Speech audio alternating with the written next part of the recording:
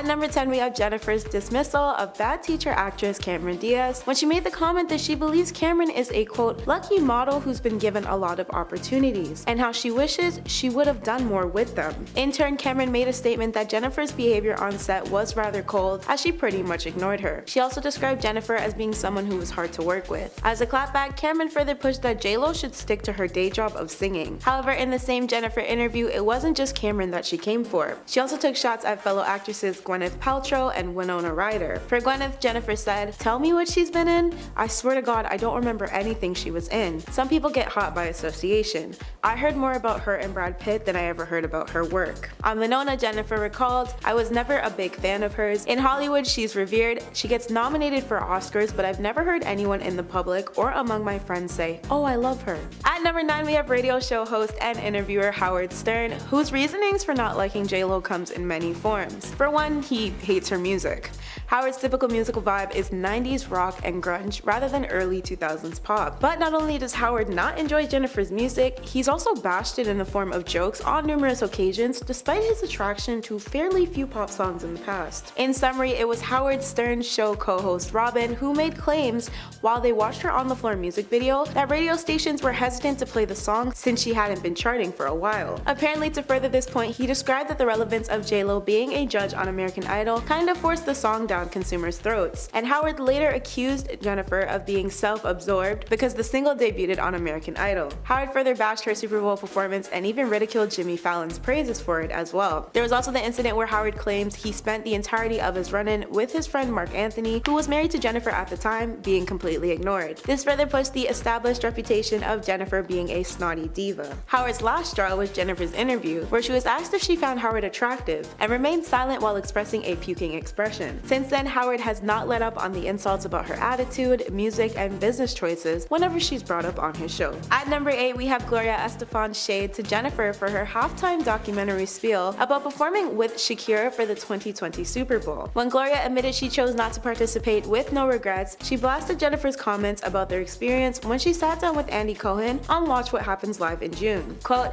"Imagine what J-Lo would have said if I was third. I literally would come out, done, shake your booty, and out. It was their moment, plus I didn't want to go on a diet in December." This was in light of J-Lo's reaction to Shakira co-headlining the sports event. Benny Medina said in the film that it was insulting of the Super Bowl to request 2 Latina artists when one had already historically done the work. Yet Jennifer was the one who was upset about splitting her time on stage, stating that they only had 5 minutes to sing all their desired songs accurately. Quote, "We have to have our singing moments. This is the worst idea in the world to have 2 people do the Super Bowl." While Jennifer and Shakira communicated about their upcoming performance, Jennifer added, "They said 12 minutes. I got a good confirmation that we could have an extra minute or 2, so now we're at like 13-14 minutes. I think Shakira, what we should have is you should have half the time and I should. If it was going to be a double headliner, they should have given us 20 minutes. That's what they should have effing done." At number 7, we have singer Brandy, who was apparently picking sides when the Lopez-Carey feud was at its peak. Brandy had shared an Instagram photo of her embracing Mariah in 2017 with a short 3-word caption of #SheKnows Me. Brandy's followers were on her like water as soon as the post was uploaded, speculating that the caption had everything to do with Mariah's famously memed "I don't know her." In response, Brandy denied there being any drama, rearranging the caption to then say, "I swear I don't know what the fuss is about. I love this pic and everyone thinks I'm throwing shade. At who? This is funny. Can't take this one down. I love this picture. And whenever I'm throwing shade, it's not questionable. You know that I am." Brandy also continued unapologetically with, "I've met her several times like the several seats that should be taken. She does know me." And if things couldn't get any shadier, Mariah made sure to clear things up in Brandy's comments with a simple "I sure do." At number 6, we have J-Lo's first husband, Ojani Noa. Despite their marriage being short-lived and ending as of 1998, it seems Ojani still can't stand Miss Jenny from the block. Their 9-month marriage apparently wasn't all that great, as Ojani had been working hard to slander his ex-wife's name on a number of occasions. Back in 2006, Ojani published a tell-all titled The Unknown Truth, a passionate portrait of a serial thriller. J-Lo halted this project with a lawsuit and claimed that Ojani was breaking their confidentiality agreement. Jennifer won $545,000 in damages, and Ojani was given a court date which forbid him from criticizing, denigrating, casting in a negative light, or otherwise disparaging Jennifer. In the next 3 years, Ojani threw himself back into news outlets when he made threats to release a sexually suggestive video of Jennifer that was filmed during their honeymoon and resulted in another $10 million lawsuit. In 2016, his appearance on $1 Million Matchmaker saw Ojani claiming he loaded the blame on Jennifer for their split and how he was looking forward to spending a lifetime with her before she chose her career over him. At number 5, we have former NBC World of Dance TV host and mentor Jenna Dewan, who sat on the panel with then executive producer Jennifer. Although the two dancers and celebrities seemed fine during the 2017 reality dance competition tapings, their animosity behind the scenes apparently ran deep. An unnamed outlet source once stated on Jenna's behalf that Jenna, quote, can't stand Jen's over-the-top theatrical fakery, adding that Jen never fails to ham it up when the cameras are rolling and she hijacks the show. It seems she'd prefer if Jenna just stayed in the background. Every situation, even off camera, is micromanaged by J-Lo, and Jenna feels very excluded. This alleged feud seemed to be squashed fairly quickly though when Gossip Cop reached out to a show producer and one of Jenna's reps and was informed that the reported beef was misleading. However, given Jennifer's past, can we really be sure of this? At number 4, we have actress Rosie Perez. She and Jennifer apparently had lifelong ties with one another that seemed great on the outside. But both Puerto Rican dancers raised in New York have zero love for each other, according to Rosie's 2014 Handbook for an Unpredictable Life memoir. In it, Rosie discusses working on In Living Color with Jennifer in a wickedly horrible light. Quote,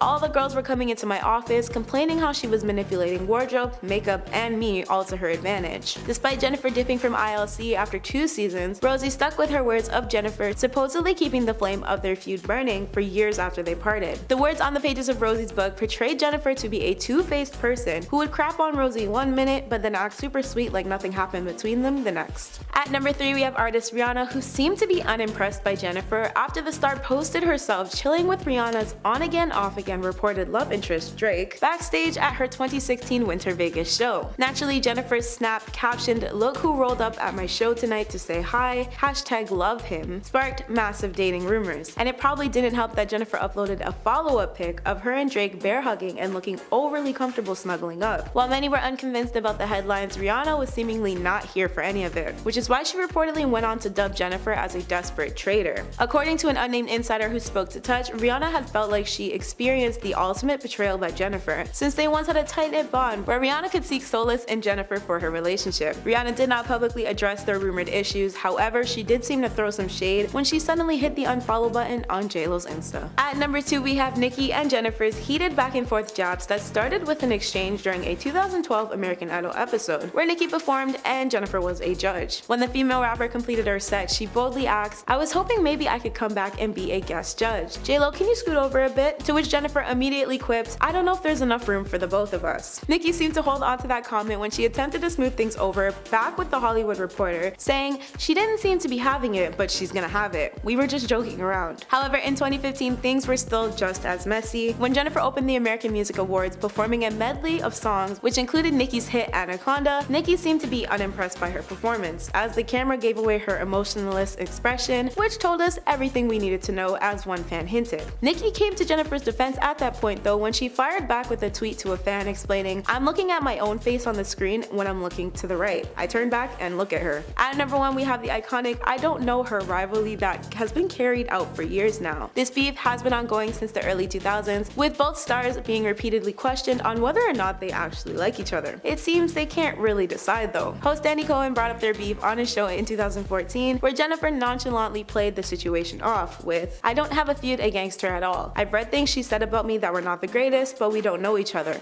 I would love to meet her and I would love to be friends with her." However, she told Wendy Williams the exact opposite in 2016 for her show, explaining, "She's forgetful, I guess. We've met many times." Andy went straight to the source to speak with Mariah that same year, and in response, Mariah reiterated, "I don't know her. What am I supposed to say?" Jennifer, of course, took this as major shade, and when people were flaming Mariah for her quote disastrous New Year's Eve performance that winter, Jennifer threw some shade of her own by liking a post referring to Mariah's performance as a train wreck. It seems Mariah got the final laugh though because she made it rain shade in her 2020 memoir The Meaning of Mariah Carey, where she revealed her feud with Jennifer on top of slamming Jennifer's ex-husband and former CEO of Sony Music, Tommy Mottola, for allegedly attempting to ruin her career with Jennifer's help. Mariah Mariah claimed Tommy tried to sabotage the glitter soundtrack, Firecracker, and pushed that the movie's lead single, Lover, did not go unnoticed by Sony executives. Mariah also added that Sony rushed to make a single for another female entertainer on their label. But rather than naming Jennifer in the allegation in her sampling of Firecracker on I'm Real that same year, Mariah just concluded with her infamous comment, finishing her statement with, "After all that ish, Loverboy ended up being the best-selling single of 2001 in the United States." AKA J-Lo's sabotage startup. For those out of the loop, Mariah Carey is the ex-wife of former Sony chairman Tommy Antola, and they had a contentious divorce,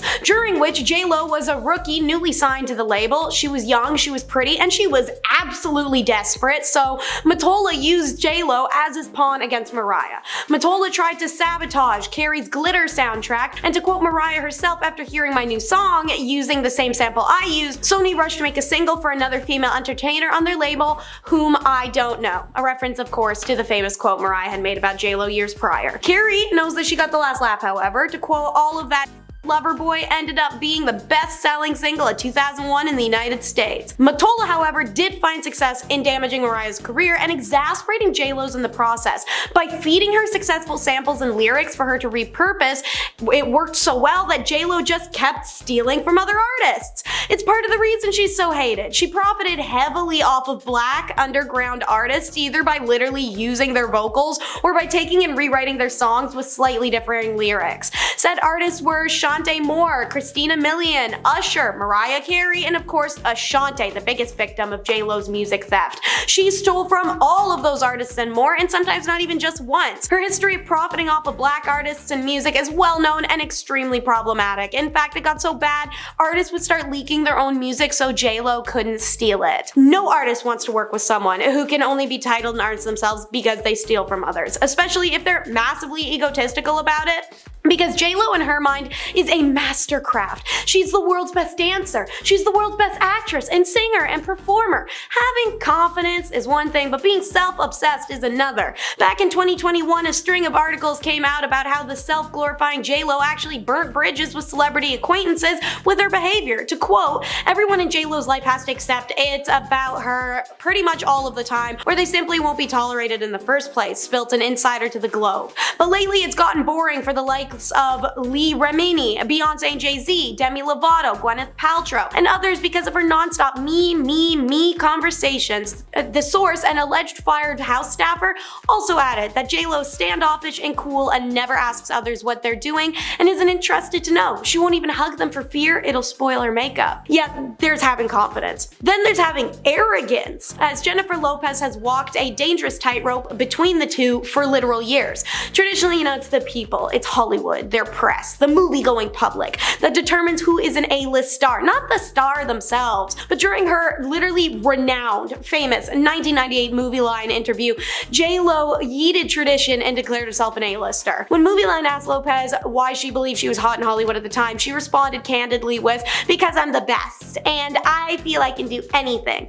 Because I'm the best? Having too much belief in your own abilities inevitably gets under the skin of colleagues and viewers alike. Lopez even then went on to claim that she had something called the stardom glow, but not everyone saw it that way. Sure, 1998 was a good year for her. Veteran film critic Roger Ebert even praising J-Lo for the Selena biopic, but praises like that went right to Lopez's head before she fell off in 2003. Despite that, J-Lo ultimately isn't a horrific actress, but she isn't a great one either. So, how does she still land roles evidently not made for her? Flirty fishing.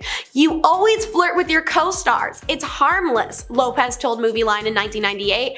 And it's most definitely not, especially if that workplace is a movie set and millions of dollars are at stake. Directors are gonna get nervous about their actors flirting. So how does J-Lo then deal with that? She flirts with them too. To quote her, "That's the best way to deal with these big wigs," she said to Movie Line when they asked about her relationship with the U-Turn director Oliver Stone. "I just went in there and we hit it off and I flirted with him, got tough with him, and he just loved it." Now can you imagine if the roles was reversed and a man who had just said that quote was saying it about female co-stars and directors? Let's hold women accountable for using their sexuality to also pressure and discomfort others into giving them what they want, shall we? That's not cool, J-Lo. And speaking of not cool, if she ain't flirting with the male co-stars, she's victimizing the starlets. J-Lo has a mean streak and competitive side. Pair that with ego and self-pedestalization, it makes sense she'd say such things feelings as "Tell Me What She's Been In" about Gwyneth Paltrow in 1998, months before Paltrow would literally win the Best Actress award. And she also tacked on "Some people get hot by association.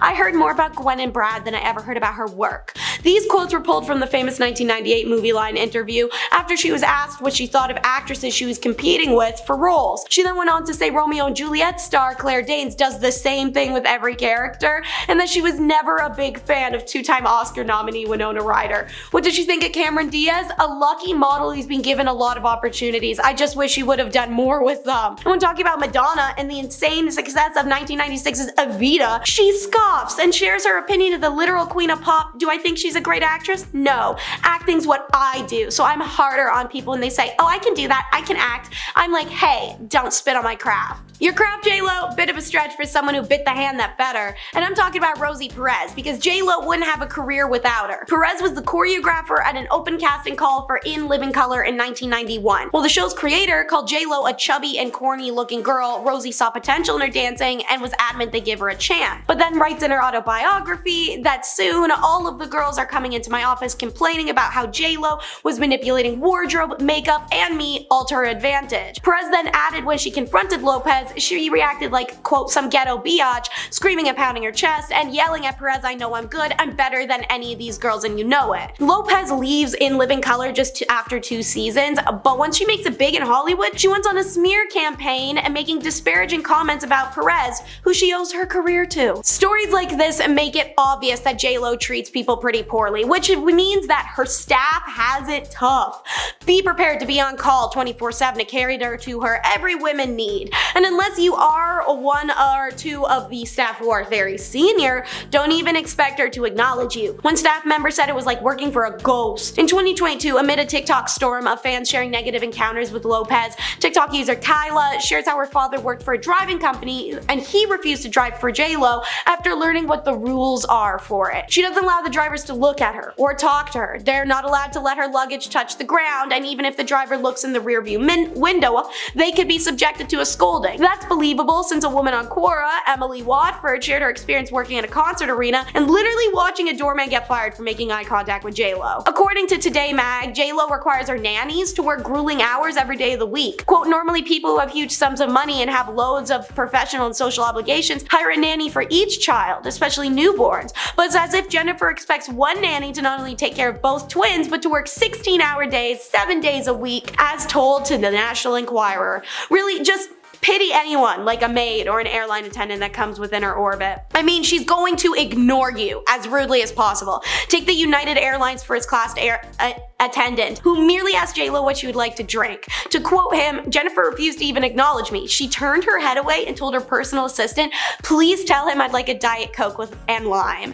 It gets a lot worse when you talk about the German hotel maid who dared to knock on her door and politely ask for an autograph. Named Pré Dodage, she said, "It took all of my courage and I rang the bell to get an autograph, but I was rejected by 2 assistants at the door. A day later, the cleaning company that employed me called and said Miss Lopez has complained, and I was fired right there on the phone." Lopez then turned around and called the story hurtful and refuted she got anyone fired, but she didn't deny making the call. Anyways, I'd be mortified by something like that myself, but that's honestly J-Lo for you. That's how she treats people. She's completely shameless. This is a woman who will fire you for looking at her and has no concept of why that's not okay. A woman on TikTok, Julia Wang, shared her story of meeting one of J-Lo's backup dancers in Vegas concert where J-Lo was performing and shared how cruelly they were treated, saying if you were pretty or if you were Latina, it was like a game over. She hated you. Oh, J-Lo not being a girl's girl.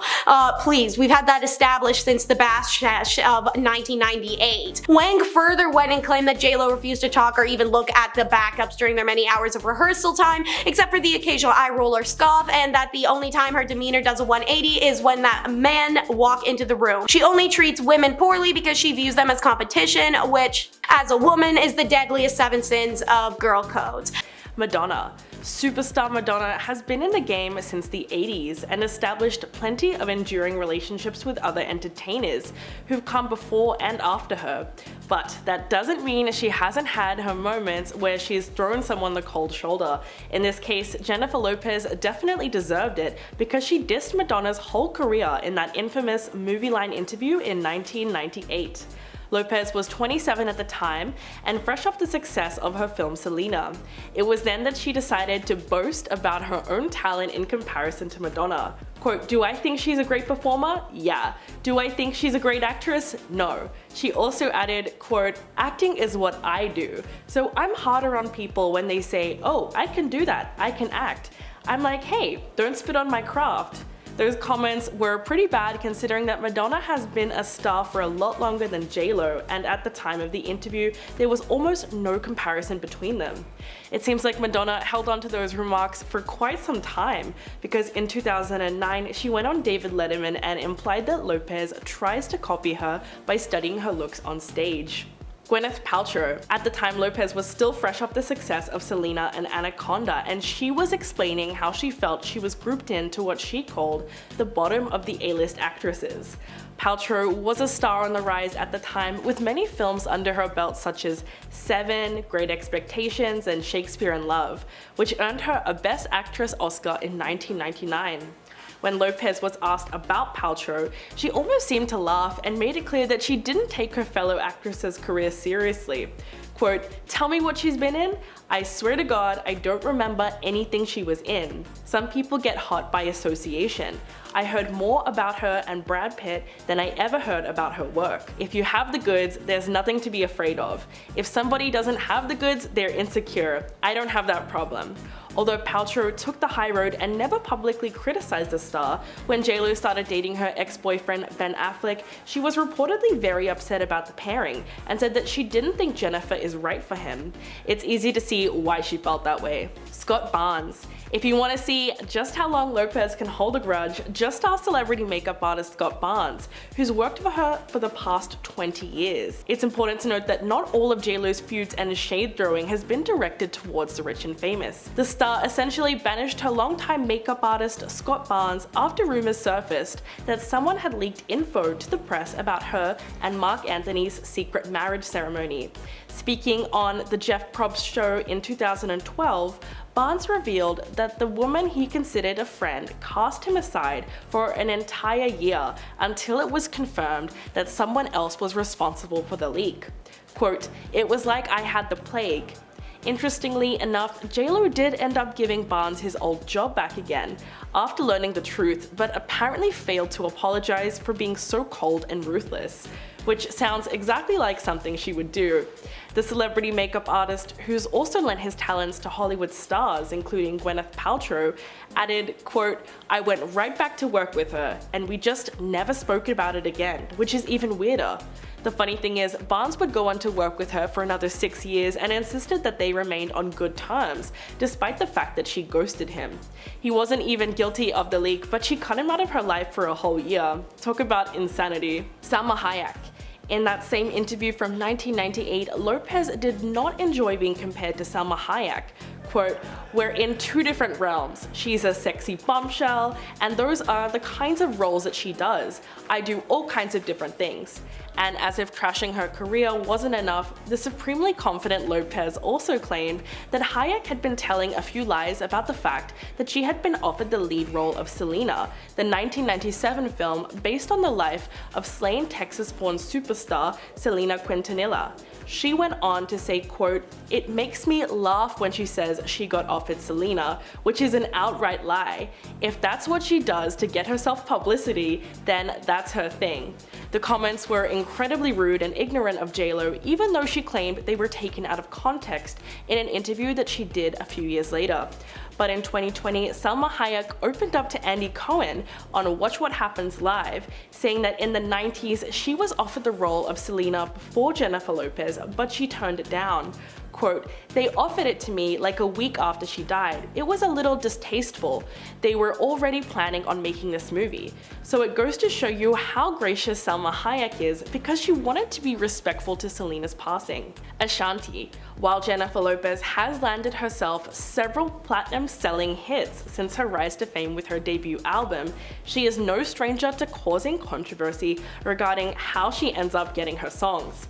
While Ashanti has never openly admitted to sharing a feud with Jennifer Lopez, the R&B songstress has certainly hinted that she was often overlooked because of the success. Aside from being accused of stealing the same sample song that Mariah Carey used for her song Loverboy in the same year, Lopez was also given songs that were initially intended for Ashanti, which left Ashanti feeling irritated given that she had just landed her first taste of success in the music industry around that same time. Then in September of 2001, Lopez released I'm Real, lifted from her second studio album with Gotti, but he eventually handed the track over to Lopez even though the song was already recorded and mixed with Ashanti's vocals, which is why you still hear her background vocals in Lopez's version. Ashanti said, quote, "It felt bittersweet because I was really excited because it was with J-Lo, you know what I mean? But I was so mad at Irv because I was like, you know I wanted that record." The whole situation between the two stars always seems bizarre and unfair, and many people believe that J-Lo outright stole Ashanti's vocals and passed them off as her own. Usher. J-Lo and Usher had a pretty big feud in 2005 over alleged music theft.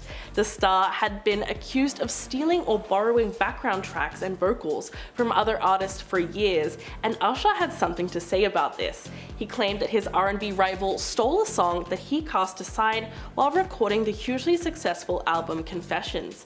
Usher said that J-Lo's single Get Right is actually a re-recorded version of Ride, a song that he co-wrote last year, which was only available online. When asked about the whole ordeal, the then 26-year-old said, quote, "I hate it, but I'd better get some of the publishing rights or else. I didn't put it on my album because I couldn't get it right, but I didn't expect J-Lo to just take it." In fact, this whole situation was partly due to producer Rich Harrison, who co-wrote the track with Usher and later decided to use it during recording sessions for J-Lo's upcoming album Rebirth, using the exact same vocal pattern.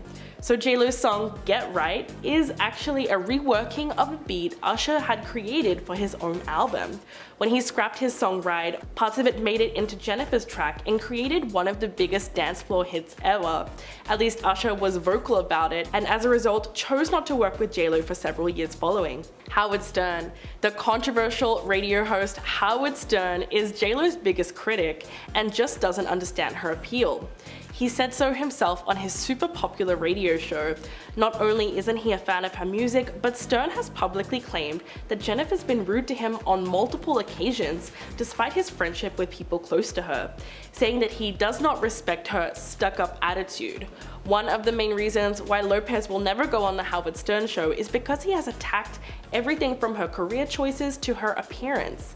Both were judges on America's Got Talent at the same time, and in a red carpet interview with HLN in 2012, he said that Jennifer Lopez was more interested in promoting her career than being a proper judge. Quote, "It helped her career. She got very far. She suddenly got back on the charts and the show was good for her, and it became more about J-Lo." In 2016, Howard compared J-Lo's music to that of a homeless woman who sang a nonsensical song, and as a prank, Howard's staff took the song to pedestrians on the street and tried to pass it off as her latest hit. One of the harshest things he's ever said though was during an interview with J-Lo's ex P. Diddy, where he slammed her looks by claiming that Diddy got out at the right time due to her aging. Eva Mendes. There was a time where Eva Mendes and J-Lo comparisons were inevitable. Similar to Lopez, Eva's career began in the 90s. She started out featuring in music videos with stars like Will Smith, Aerosmith, and Pet Shop Boys. They were both Latina actors making waves in the entertainment industry in the 2000s. They've both dated A-listers and starred in big budget blockbusters, delivering standout performances that stole the show. However, when these similarities were brought to Eva's attention, the actress was very offended at the idea and felt that it was insulting to be compared to Lopez at all. In fact, Eva even felt that her approach to acting was more serious than Lopez's in a major way, and added that J-Lo manages her career like a business as opposed to caring about her art. Quote, "I would like to think I will have a more serious career than J-Lo. We may be both of Latin origin, but that's where the comparisons stop. She manages her career like the head of a big corporation, whereas the only thing I care about is becoming the best actress possible." While Mendes has made it clear that she never respected J-Lo's career, at least her comments don't sound too personal and were probably made because she was just sick and tired of constantly being compared to the other Latina actress.